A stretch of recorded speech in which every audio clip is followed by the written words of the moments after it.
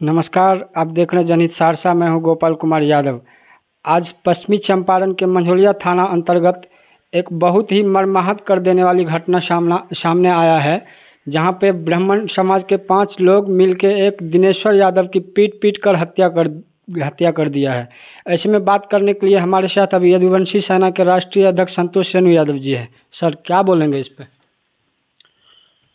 इस प्रकार की घटना सुनियोजित घटना है और ये तो काफ़ी पहले से हम पिछले 7-8 साल से हम जो घूम रहे हैं यादव समाज पे, विशेष करके पिछड़ा वर्ग, अति पिछड़ा वर्ग, अल्पसंख्यक समाज और दलित महादलित समाज का जिस प्रकार से शोषण किया जा रहा है, तो यादव समाज के जो लोग होते हैं वो जो भी शोषित समाज होते हैं उनके लिए ढाल का काम करते हैं। और इसीलिए मनुवादी लोग जो हैं, ये जो फिरका परस्त लोग हैं, सामंतवादी लोग, यादव समाज के उन लोगों को हत्या करने का कार्य करते हैं ताकि समाज में शोषण का जो कार्य है वो लगातार जारी रहे सामंतवादियों के द्वारा। तो ये बहुत ही अत्यंत दुखदाई और निंदनीय घटना है और हम अपने समाज से बस यही कहना चाहेंगे, चाहे वो ओबीसी समाज हो, एससी एसटी समाज हो या अल्पसंख्यक समाज हो, कि एकजुट होइए।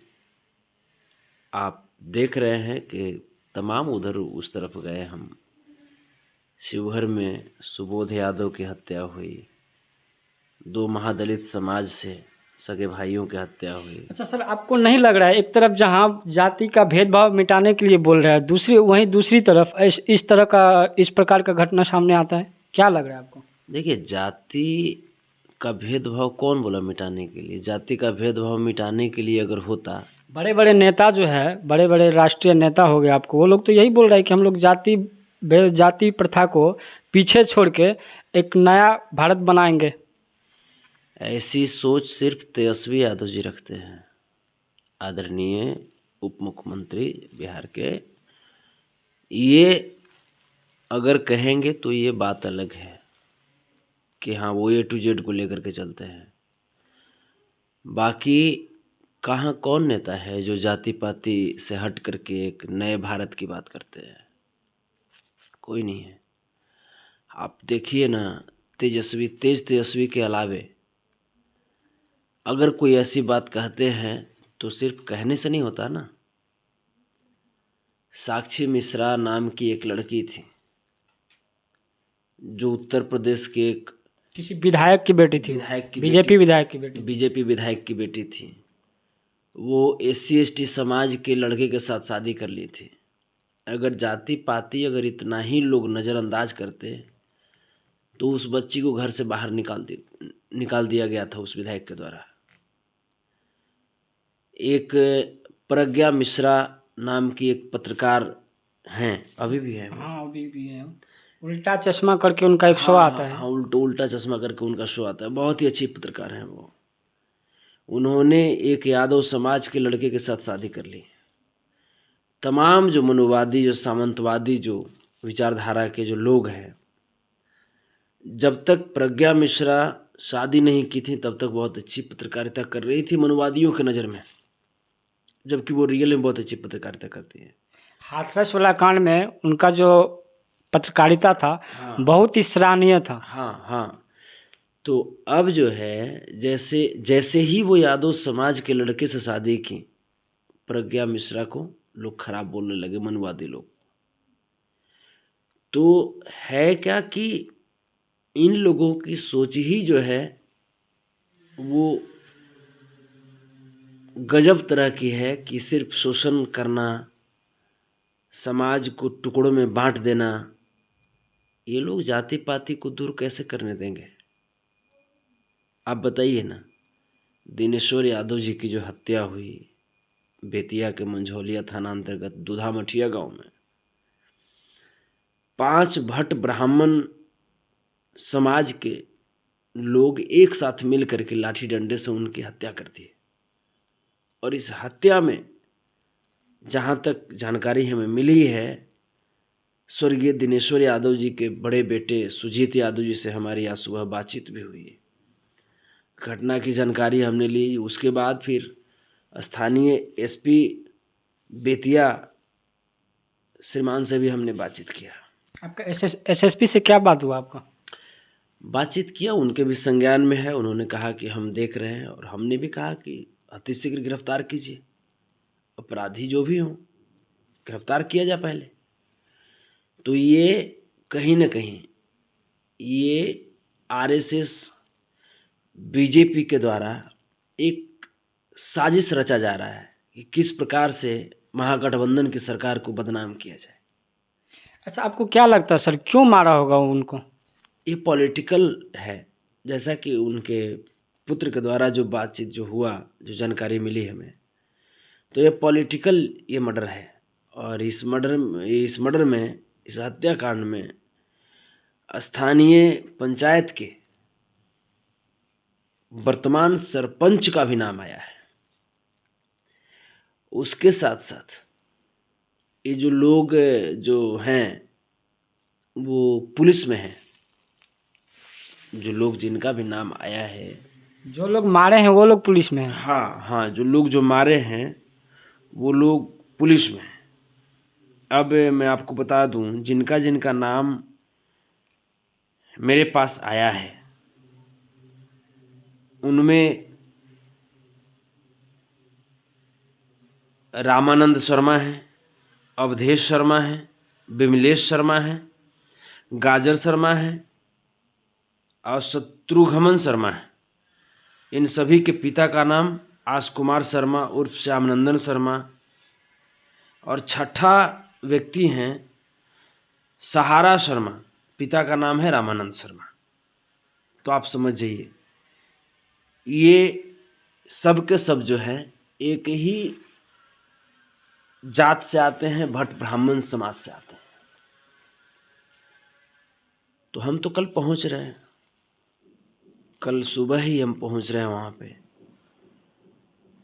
तो अभी भी मैं हर वक्त में कहता रहता हूँ कि सब लोग जागिए और एकत्रित होइए, एकजुट होइए। बताइए ना, ये जो एक चाटुकार है, ये उसी के जिले की तो बात है। हाँ, उसी के जिले का, और वो अभी गुजरात चुनाव का कवरेज कर रहा है। घर संभालिए रहा है, चल रहा है द्वार संभालने के लिए हैं। उसी के जिले की बात है।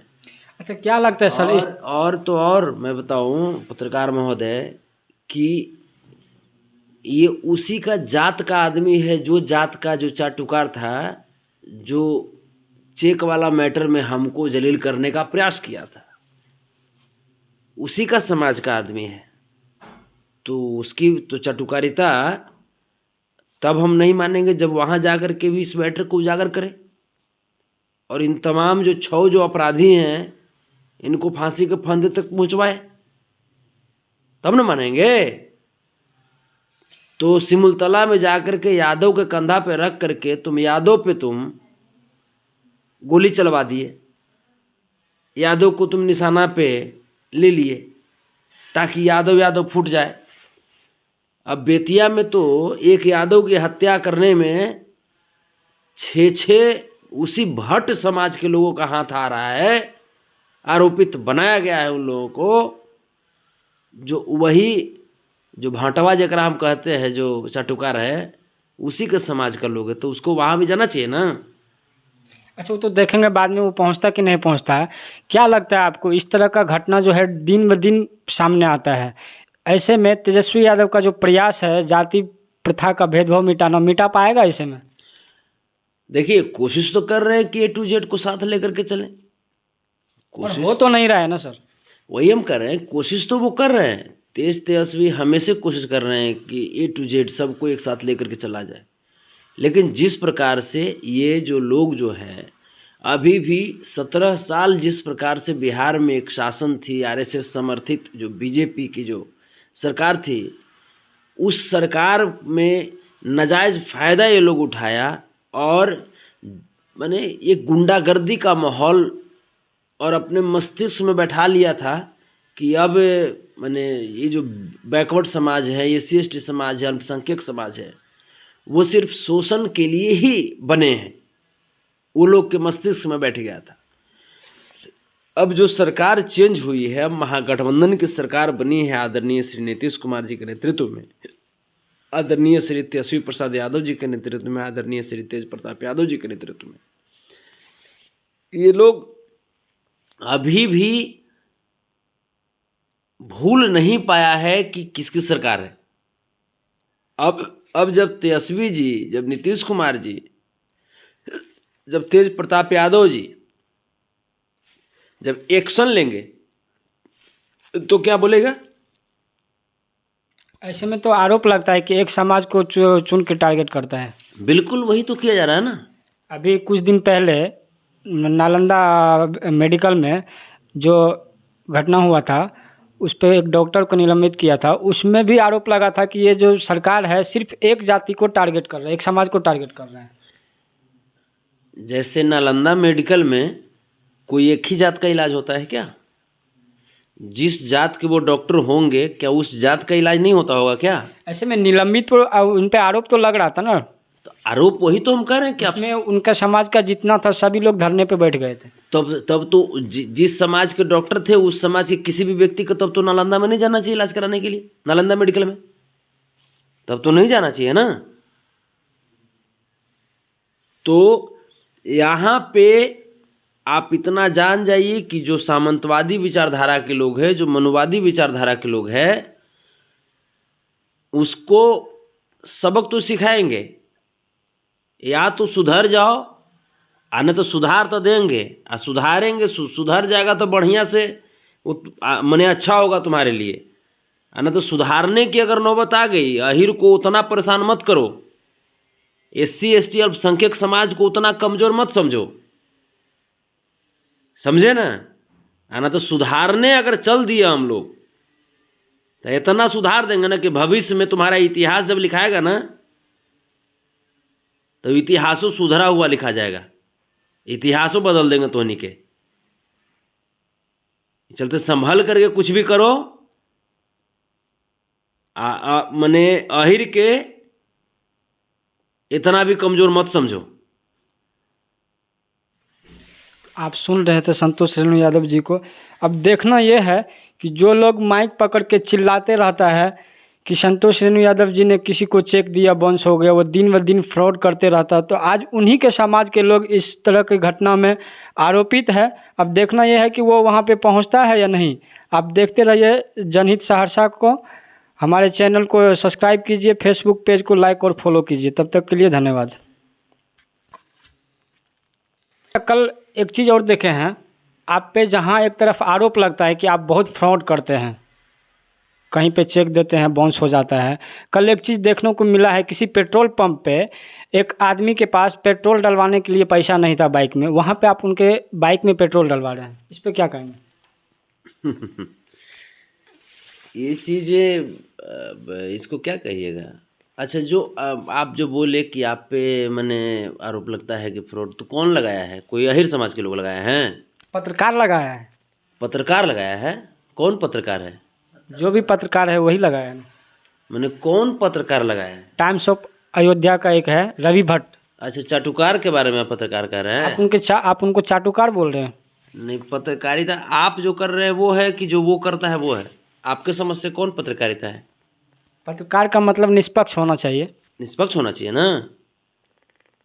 तो चाटुकार के कहने से मैंने हम अपना कार्य बदल दें? वो तो चाह रहा है कि इस प्रकार से टॉर्चर करें, वो कर बाप के हम पूरा नीचे से ऊपर तक तौल दिए हैं, नाप दिए हैं। जो RSS वाला है, RSS का ये सब एजेंट है। RSS जैसे जैसे सब वो कहता है वैसे वैसे सब नाचता है कठपुतली ने। तो उसके कहने से अपना हम कार्य और सिद्धांत थोड़ा बदल देंगे। अच्छा, उसको क्या हुआ था ऐसा बताइएगा थोड़ा उनके बारे में। नहीं, एक्चुअली रात में हम किसी कार्य से निकल रहे थे और निकल रहे थे, कुछ सोशल वर्क से ही निकल रहे थे।